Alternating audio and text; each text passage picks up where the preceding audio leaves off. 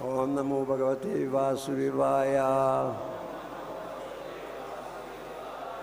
Om Namo Bhagavate Vasudevaya.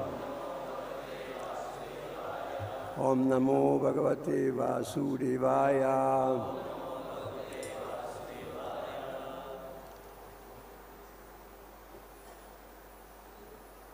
I think I read just word for word because it's long. Tan.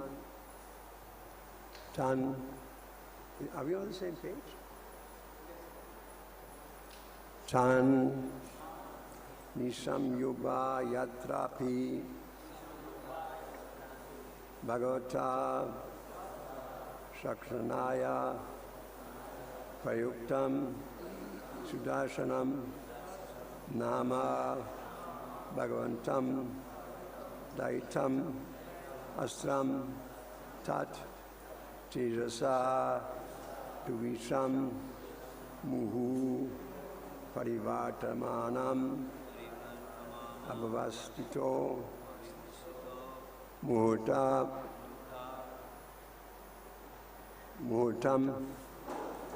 Avijamanas Chakita Hridaya Arad Eva Nivatate Tat Uparagam Iti Vadanti Lokaha.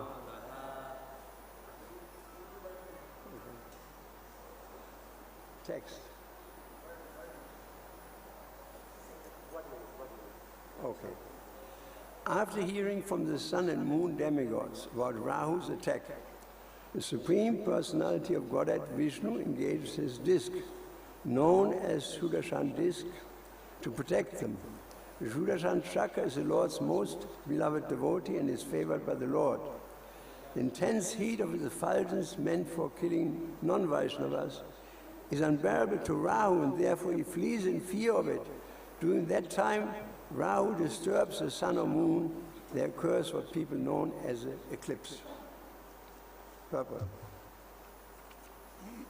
Supreme Personality of Godhead, Vishnu, is always a protector of his devotees, who are known as demigods. The controlling demigods are obedient to the Lord Vishnu, although they want material sense enjoyment, and that is why they are called demigods, or almost godly. Although Rahu attempts to attack both the sun and the moon, they are protected by Lord Vishnu. Being very afraid of Lord Vishnu's chakra, Rahu cannot stay in front of the sun or moon for more than a muhurta, 45 minutes. This phenomenon occurs when Rahu blocks the light of the sun and moon and is called eclipse. Attempt of the scientists of this earth to go to the moon is demoniac as Rahu's attack. Of course, their attempts will be failures because no one can enter the moon or sun so easily. Like the attack of Rahu, such attempts will certainly be failures. Madhyanti Mirandas Yagananjana Shalakriya Chakshanamitamina Tasmai Sigirovinam. Chititanya Manuvishtam Stapitamina Mutale Swayam Rupa Kadamayam Dadati Swaparantikam. Vandeham Siguru Siyutabara Kamalam Sigurun Vaishnavam Sa Sirupam Sagajatan Sagana Ragunatan Vitam Tam Sadivam Sarvetam Savaduta Pairana Saitam Krishna Chaitana Devam Shri Radha Krishna Padan Sahagana Lalita Shivjakamitam Shah. Hey Krishna Kauna Sindhu Dina Bandho Jagatpati Gopasha Gopi Kanta Radha Kanta Namustate Tapta Kanchana Gurangi Radhe Vindavaneshwari Vrishabhanu Sudha Devi Pranami Hari Pre Panchakalpatru Vesha Kripa Sinaveva Cha Patitanam Pavanebhyo Vaishnavi Namo Namaha. Sri Krishna Chaitanya Prabhu Nityananda Sri Advaita Radha Sivas Govaktavinda. Hare Krishna, Krishna Krishna, Hare Hare, Hare Ram, Ram Ram, Hare Hare. Hare Krishna. So there are some points in this verse I would like to talk about. First of all, that we have to hear about an attack of the moon and the sun by Rahu from scripture. Yashastra Milimutsi Jabatati Kamakarata. from scripture, because what we see on the material level is just an eclipse. That's all we see. That's our perception when this takes place. We see only very little. Just like if you would bring a mouse here in this temple, and you can talk to her, say, my dear little mouse, see the beautiful ceiling, see the deities. What can he do? He's a mouse. He cannot. In the same way, if you bring a buffalo in here, what can he understand what's going on here? Or if you bring somebody who has a mentality of a buffalo, what can he understand? Nothing. He can't. You know, we'll try to smell, by touch, by seeing, by hearing. He gets some sort of sensations, but he cannot get to the ground of the thing. He cannot, no matter how hard he tries, because he is a buffalo. Closer? Because he's a buffalo. So most people, most souls in this material world are in darkness, and they cannot perceive another dimension. Just like, for example, we say that you cannot buy a ticket to Vrindavan. Now what does that mean? People will argue, I can buy a ticket, I go in 2 hours I'm there.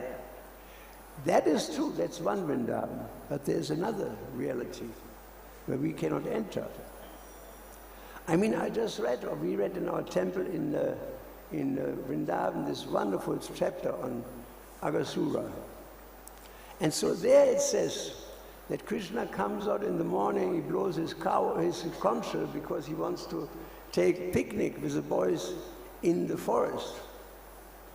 Then it says, hundreds, thousands, millions, unlimited cows come out. 100 millions, trillions of cowboys come out in the same place. How can you understand that? This is Krishna's Achintya Shakti.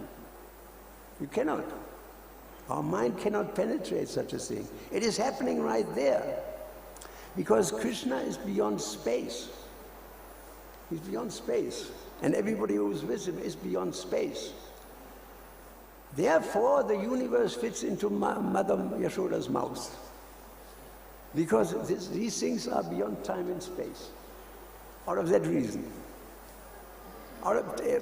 There's this story. I like that story very much. I don't know how authorized it is.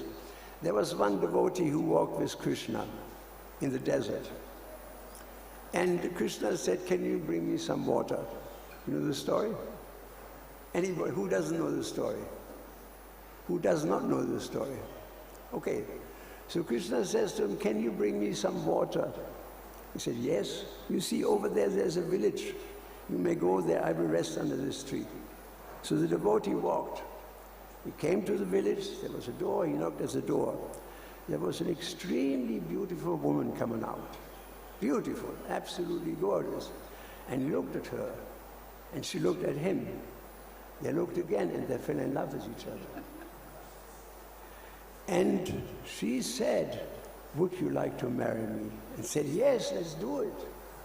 And so they got married, and they had children. Time passed by, their parents died, he inherited the farm, the cows, everything. 12 years passed. Then, one night, there was a cloudburst. It was raining like anything. In English, you say it rained like cats and dogs. It's not that cats and dogs are raining, but it means enormous amount of rain. Enormous. Cloudburst. So, the river was swelling. And people got swept down from the water. Huts were destroyed, houses were destroyed. It was a catastrophe. So he knew he had to save his wife and his 3 children, jumped into the water because on the other side the land was high. And he struggled. First he lost one child, then another child, and the final child. Finally he lost his wife. And he was thrown by a wave on the other side of the river. And he cried. He broke down and cried and cried and cried. He said, Krishna, Krishna, please help me. And then he saw Krishna was standing beside him and said, where's my water?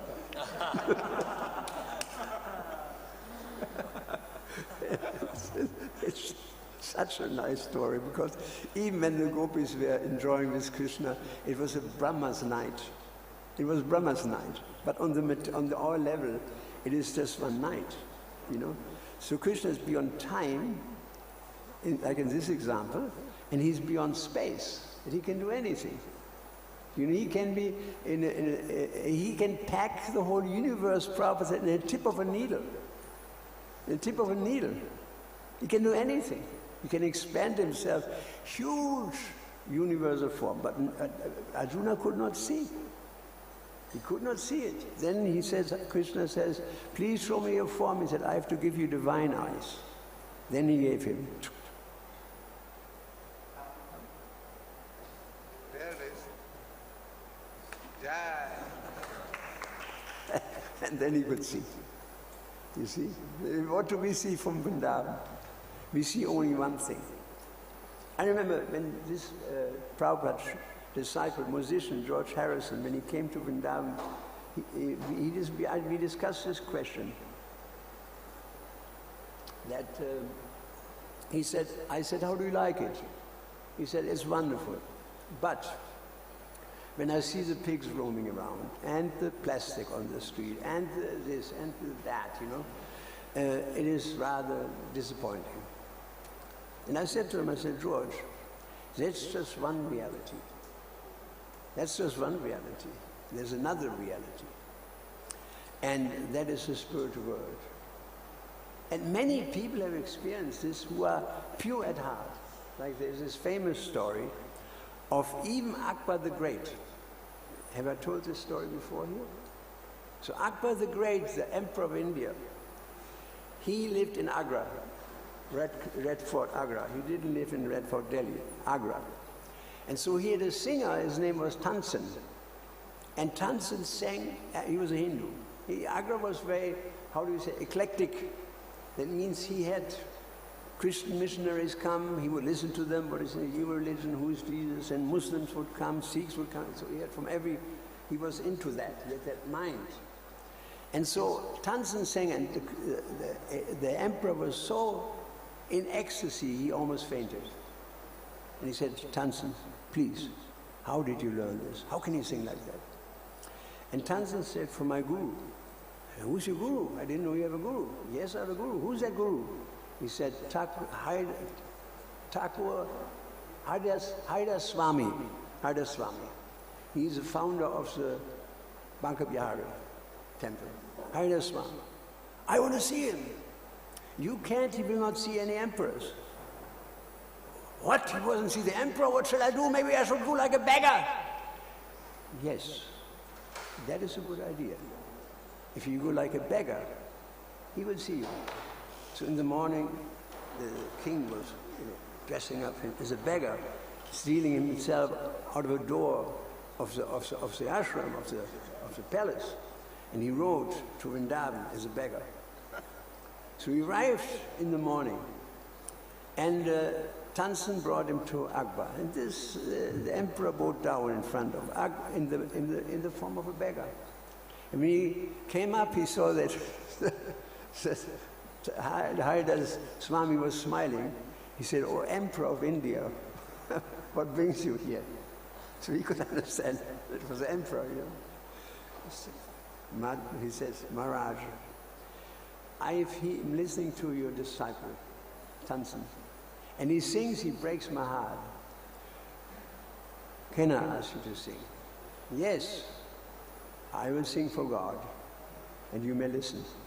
It's a fine point. And so he sang and sang, and the king was, he lost it. He lost it.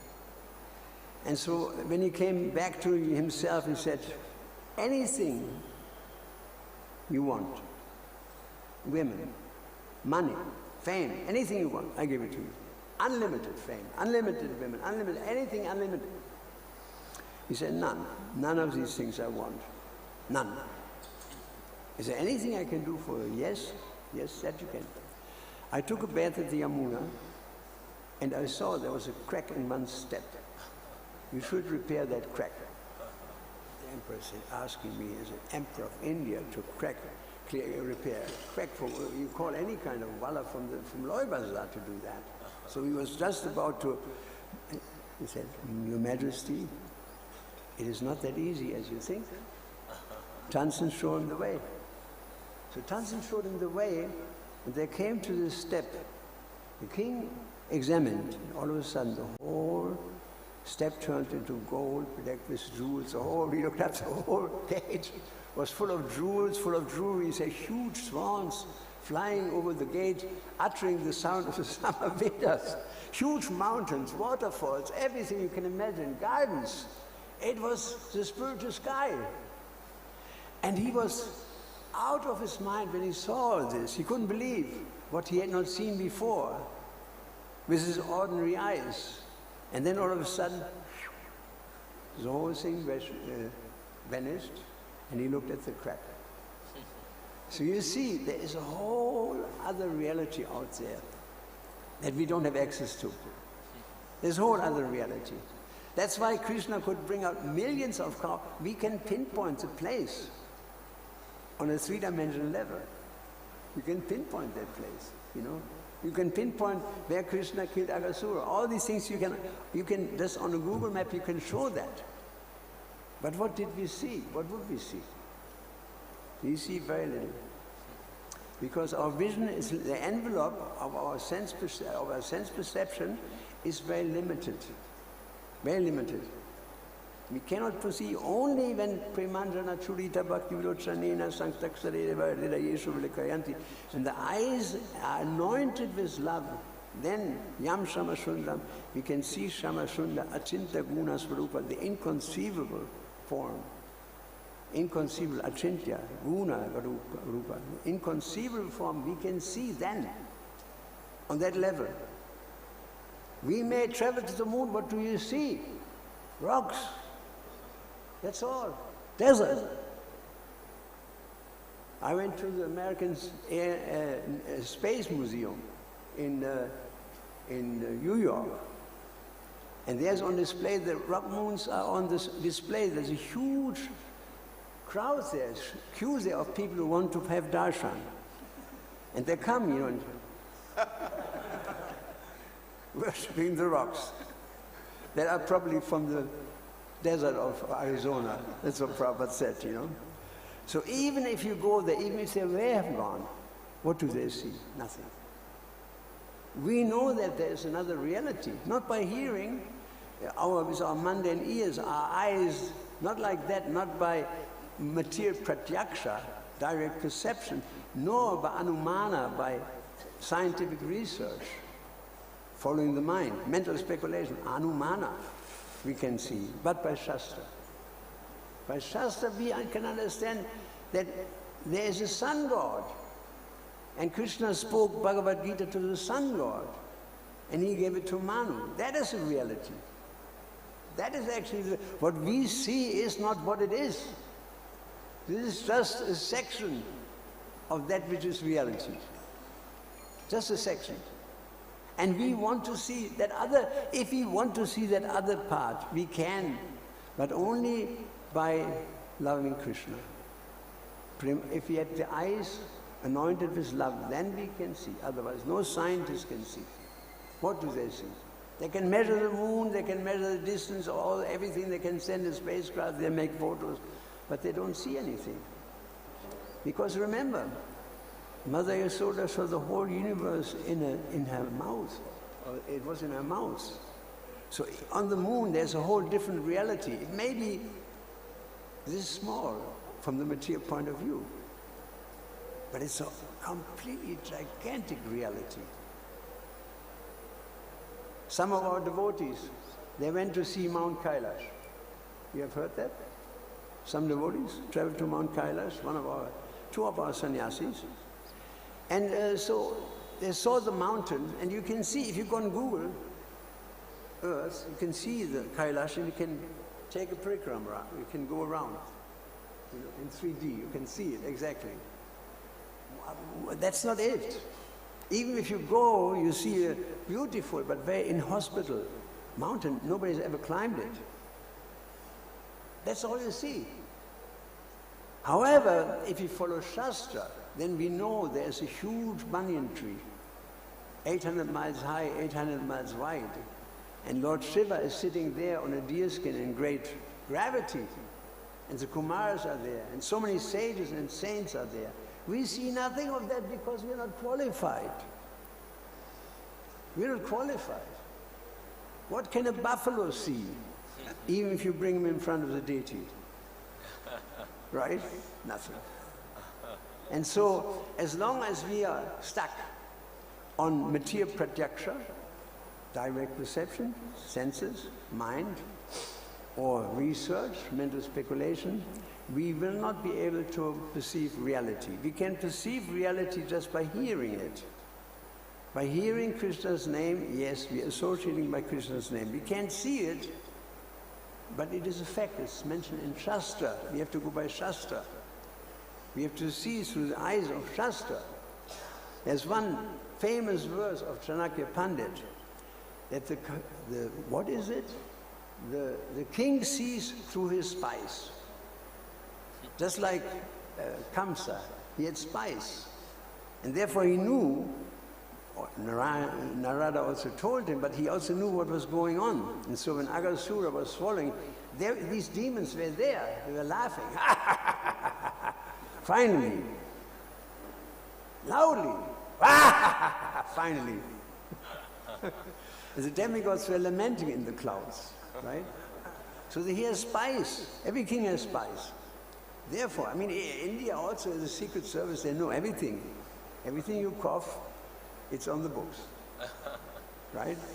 So there's a song, every step you do, we are watching you. There was one song in Western countries.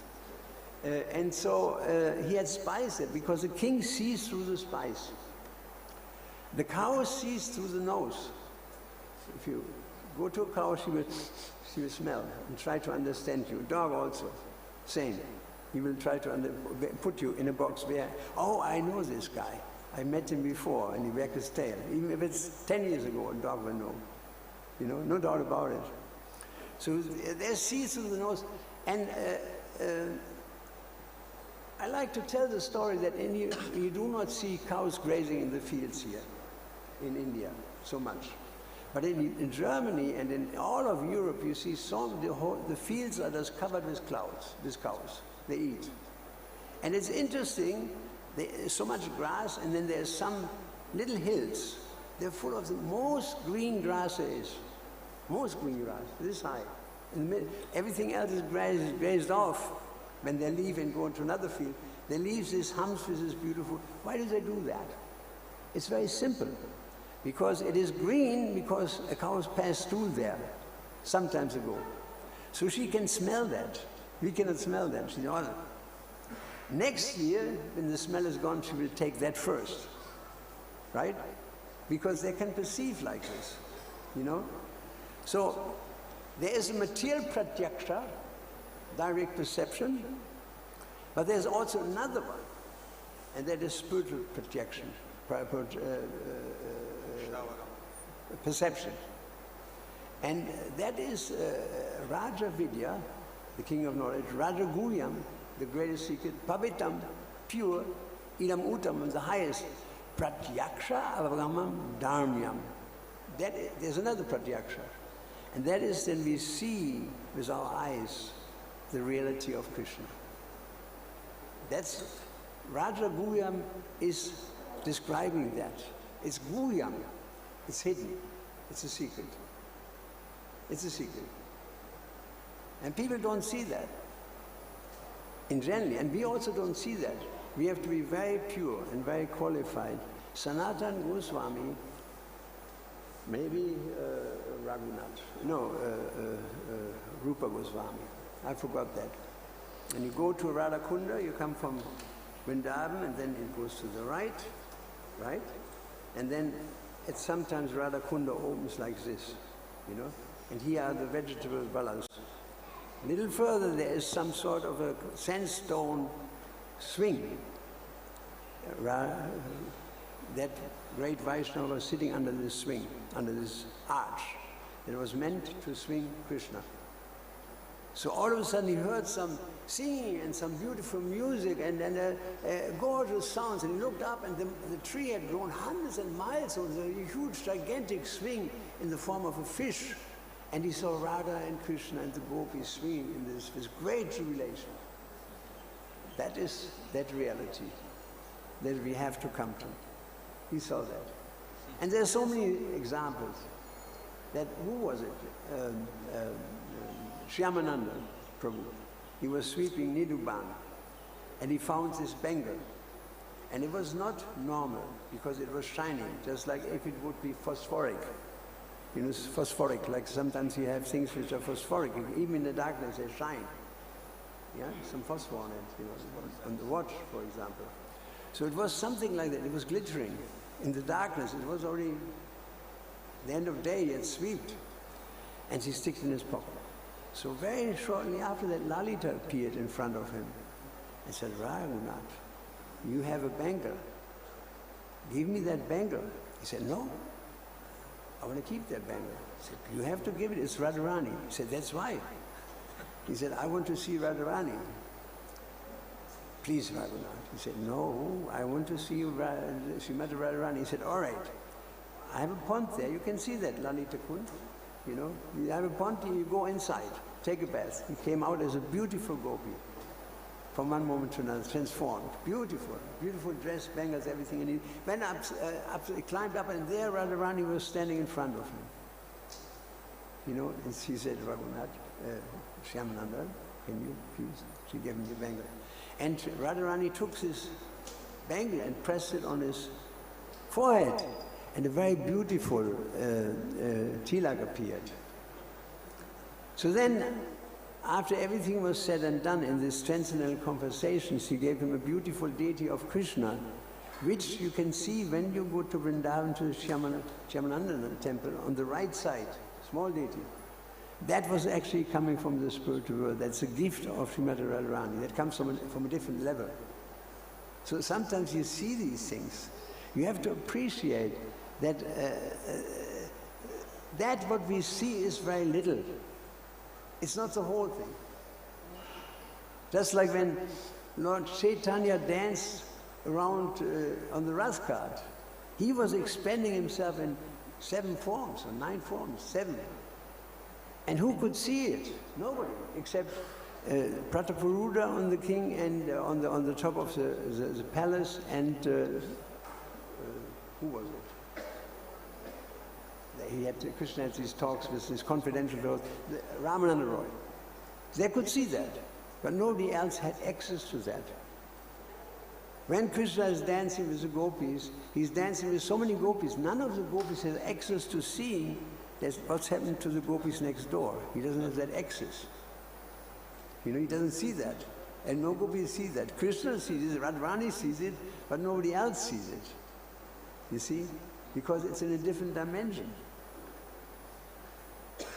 I mean, I give you a simple example. If you want to meet a friend in a big department store.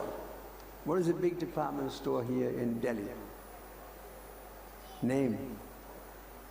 Narrow place. And 6 o'clock you want to meet. And you look on your watch, it's 6:10. So you call him and say, where are you? He said, I'm in exactly the same place where you are.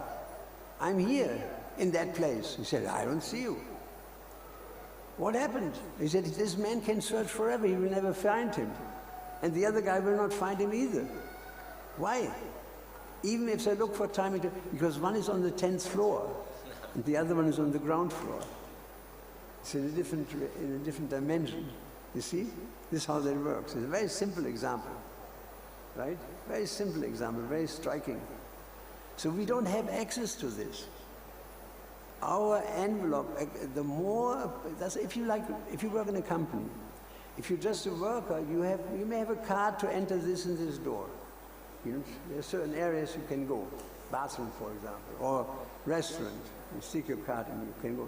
But there's another level for others who are more on a higher level. They have also cards and they can access, again, a higher level.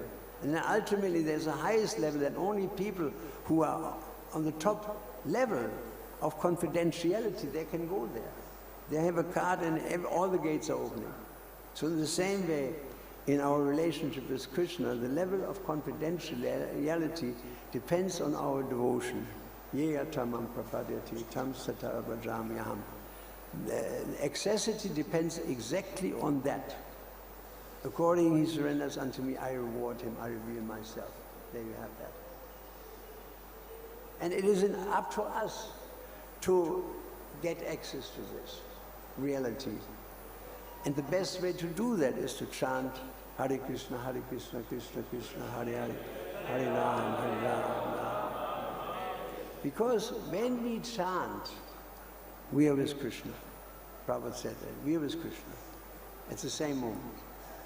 And nothing is more precious and nothing is more purifying than Krishna's association. It is not by any kind of tricks, not by any kind of gymnastic exercises, we cannot go. But we need to associate with Krishna as much as possible. Like when we see the deity. This is Shishi Gornitai is there. What does a buffalo see? Not much. This Gornitai is there. And you can speak to the deities. And if you're lucky, if you're on that level, then he can talk to you. Now, this concept is completely alien and detested by Christian tradition or by Muslim tradition, that God can be in this form, and that God can speak from this form. I went to, what was it, what was it, the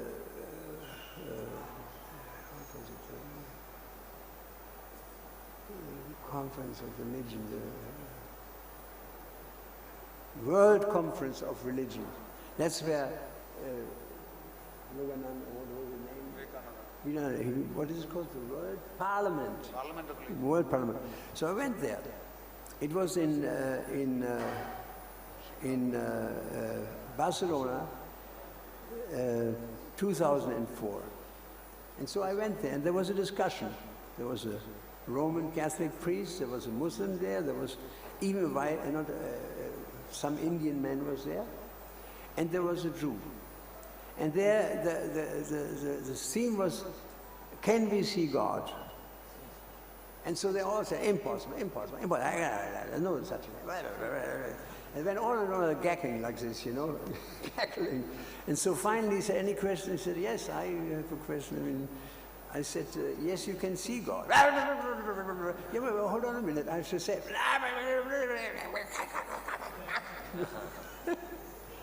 so I said, all right. I left it. I mean, it was just not open. It just went like immediately, like this, And so I saw that of the four, the Jew was the most intelligent. So I went to him and said, can I have a minute? He said, sure. I said, you agree that God is almighty? He said, yes. You agree that God can do anything he wants? He said, yes. So what do you do if he wants you that you see him? If God wants you that you see him, can you say it is not happening? If he wants you to see him, then what can you do? You will see him. He said, I never thought about that. You see? He said, if God wants you that you can see him, you will see him. Not otherwise. Yes, I agree. By mundane reasoning, by this, there's no way that you can buy a ticket to Vrindavan. But if Krishna wants that you see him, like he wanted that the gopis see him, he wanted that the Brahmas would see him, all these Brahmas that came, that they would see him, then what can you do? It is happening. It is happening. So he was astounded, and he said, I told him my name, he said, Prithu. He said, in all my study in Yad Vashem in Jerusalem, it's not Yad Vashem, University of Jerusalem, I've never heard such a thing. I've never heard such a thing, that it is possible to see God by his mercy. And he wrote me a long letter, I still have it, it's beautiful. He said, I'm so happy that you told me this. I'm really happy. And he actually wrote, please teach me whatever you know. A very humble letter. He's a very famous man. He's a representative of the Jewish religion in Western countries. A very famous man, He started this belief net. And so, yes, we can see. Through the eyes of Krishna we can see.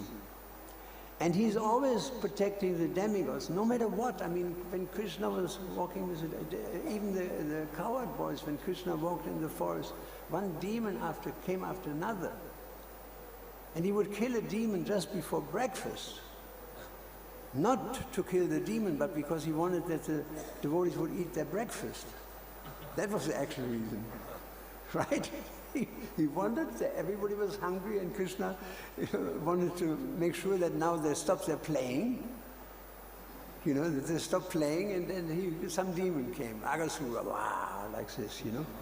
Or this demon or that demon. They are just part of the lila, of the playful situation. So Krishna would produce that different kind of situations, one after the other. And he naturally was protecting. And now these devotees, they had so much faith in Krishna. They would walk right into the mouth. That's the point. They had so much faith in Krishna. You know, our faith is limited. Because faith is based on experience. They had experience that Krishna, in every situation, Krishna was there. So we don't miss that pratyaksha, that direct perception. If we don't have that, then our faith is not strong enough. But so they could see that. And so they celebrate, their whole youth was a celebration with Krishna. One event after the other. And they were enjoying. Yesterday I read the verse in another temple in Dwarka. You know, the devotees in the Vaikuntha planets, they enjoy all kinds of wealth. And they don't have to work for it. Because everything is supplied by the mercy of Krishna. Everything. And even our own situation. If we want to chant, we want to chant. Now, there's a verse, let me see if I can pull it up. There's a verse given by, one second. Is that working? Shanti?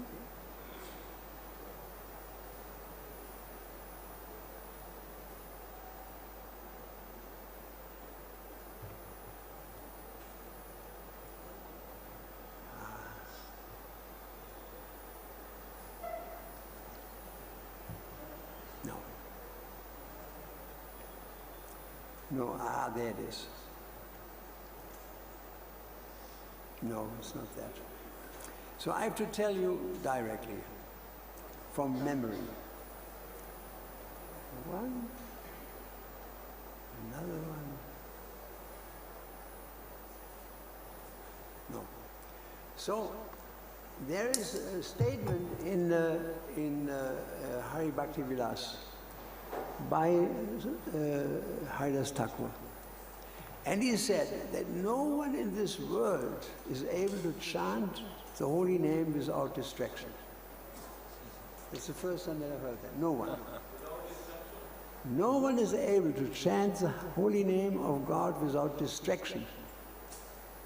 That means our mind is pulled here, pulled there in so many different situations. It's nice to hear that. You're not alone. But then he says, such ability is only possible by the complete mercy of God. That's the point. By the mercy of Krishna, yes, we can. We need Krishna's mercy. And he said, and we should pray for that. We should pray to Krishna. There's one prayer, Bhaktivinoda Thakur said, pray anyway. Your mind is space, you do this and that, chant anyway. You're chanting late at night, chant anyway. Your mind is going, he described so many different situations. He said, chant anyway. And then he said, maybe it's fine. Give me a moment. Chant anyway. Beautiful.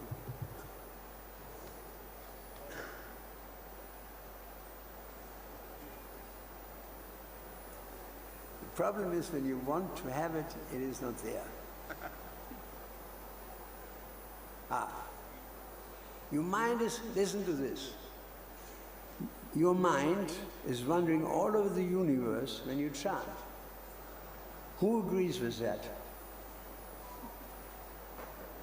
Everybody? Mind is going all over the universe when he's chanting? Yes or no? Lift up your hand. See? You're not alone. It's important to see. You're not alone. Plenty of people, everybody in the room. Chant anyway. Your mind is wandering to the past and future when you chant. Chant anyway.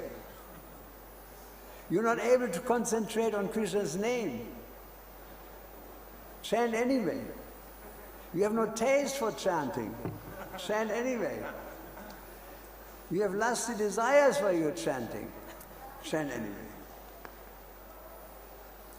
Then he says, oh, you're making offenses when you're chanting. See? And then he says, you often chant at night. Not everybody does that, but some people do. I'm also a sinner sometimes. He says, then, you're not praying to Krishna to help you to chant. That's the point. You see, we have to ask Krishna for that help. Please, Krishna, allow me to chant.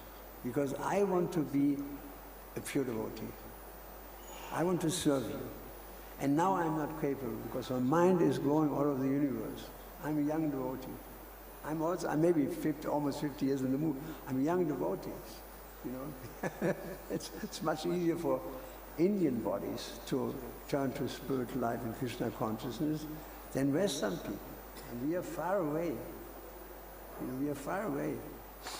And so we have to pray to Krishna. We have to, when we chant, we have to love Krishna. We have to make an impression of love. I chant, I want to love you, Krishna. I want to hear you. I want to see you. Please help me to chant properly, that I can serve you properly. That is the idea. And without Krishna's mercy, that is not possible. You know? And we should understand that actually the holy name is our greatest treasure. There's no other treasure. All the treasures in the world have no compare. Sometimes you may say, oh, this famous rock star, he has everything, but he doesn't have the chanting. Then what does he have? Nothing.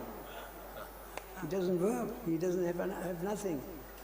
I mean, even, I was just talking about that, you know, when we fall from the spiritual sky, we fall because there is we want to be Krishna. There's some envy there, right? Some envy. In the Bible, the snake comes and she says to Eva, to the wife, if you eat from this tree, you become as good as God. That's it. That's right there. You become as good as God. So if after millions of lifetimes, in different forms of life, in different planets, on different universes even, you come to Krishna consciousness and you come to the point of Mayavadi philosophy that I'm God, what have you learned in all these years? Nothing. You're back to square one.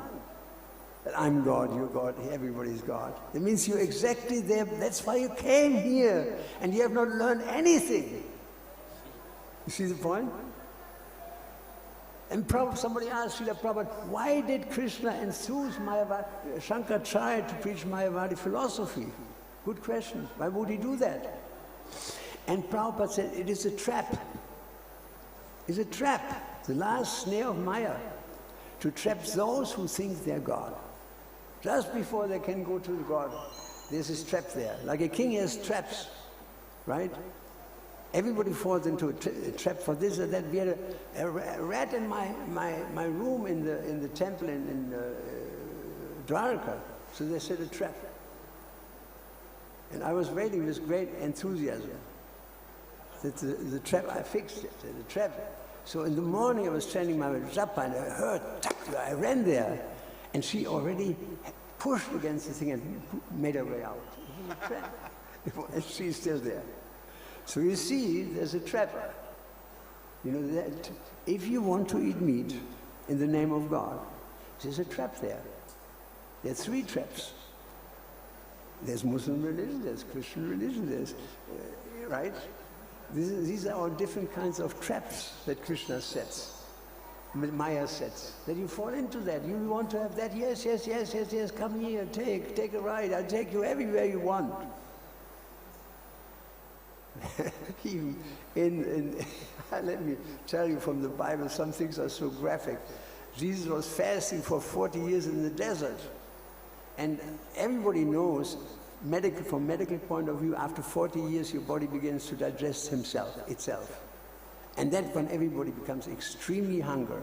Although you may have gone many days for fasting, after the 40th day, that's a cutoff day. Everybody knows. So the devil came. He said, Master, you say to these trees, to these stones, to become bread. And they become bread. So he was luring him like that, you know. The bread is here, right in front of you. He said, get out of here, chant Hare Krishna. Threw him away. You see, Maya always knows our weakness. You have a weakness, and I have a weakness. Maya knows that weakness. Sometimes we criticize somebody, but we should know, Prabhupada said, a very important sentence, that every human being has some fault and some glory. Every human being has some fault and glory. And our mentality is we focus on our glory. And we focus on somebody's fault. Right? That's the mentality. We focus, I'm a great guy. I'm wonderful. Look at me. You know? And we focus on somebody's fault. But we should understand, we should not see the speck of dust in our brother's eye. There's a speck there. We should see the beam of wood in our own. And it is hypocritical to talk about the speck in your brother's eye if you don't take the beam out of your own eye. Right? It's hypocritical. So we should understand that everybody has some fault. And so we also have, but we should not be too concerned with it. We should pray to Krishna remove that fault, but we should try to get to Krishna, and that will be done simply by Harinam. That dirt will be removed. That's why our acharyas tell us that do not focus on somebody else's fault. You cannot help him. You cannot help him. Krishna will help him. If somebody chants Hare Krishna, Krishna will help him. He's already in Krishna's workshop. Worry about yourself. Worry about your own work. That is the idea. You see? So, chanting Krishna's name is the topmost activity. It gives you everything. There is this, our Gurijan, he wrote a book on japa, and inside he wrote 7 benedictions from the first verse of Shikshastakam. I can send you this. I can send to one, somebody can just do it. It's amazing, everything is there. Everything is there. If you fix your mind upon me, Krishna says, Machita Sarva Durgani, if you can fix your mind upon me, you can cross over all difficulties of material life by my grace. That is the way. How to deal with all shortcomings. You fix your mind on Krishna. Hare Krishna, Krishna Krishna, Hare Hare Rama, Hare Krishna, Krishna Krishna, Hare Hare, Hare Rama. Hare Krishna, Krishna Krishna, Hare Hare, Hare Rama. So, we have to pray for each other. You have to pray for me. I have to pray for you. You have to pray for everybody to advance in Krishna consciousness. That Krishna may fulfill us that pure desire to become a pure devotee. Not that we go to the altar and say, my dear Lord, give me a house by the sea and a color TV, Jaya Jagadisha Hare. That's not a very good prayer. Right? Or give me a credit card, or give me a green card to America. This would not help us. This is not the medicine. The medicine is holy name. That's the best way to go. And I have to say, some of my godbrothers, they went down this road from beginning on, very strongly. I was managing. You see? In the meantime, they were chanting and hearing and cultivating their spiritual life, and I can see how wonderful they have developed. You know, how wonderful they have developed simply by the simple method of chanting Hare Krishna. Hare Krishna. Srila Prabhupada ki jai. No time for questions, no? Thank you very much. Say a prayer for me, I say a prayer for you. Hare Krishna.